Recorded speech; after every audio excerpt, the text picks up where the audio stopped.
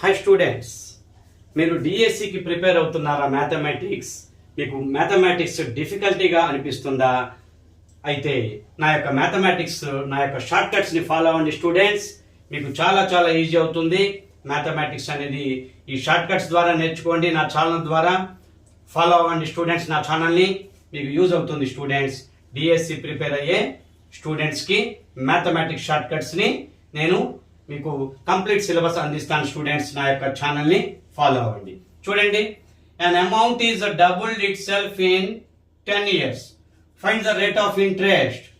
Rate of interest రావాలంటే doubled అన్నప్పుడు 100 divided by time period తీసుకోండి.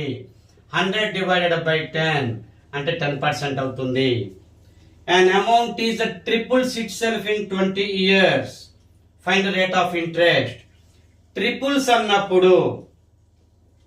అన్నప్పుడు rate of interest find out చేయడానికి 200 తీసుకోండి. 200 divided by T, 200 divided by 20 years అంటే 10% అవుతుంది.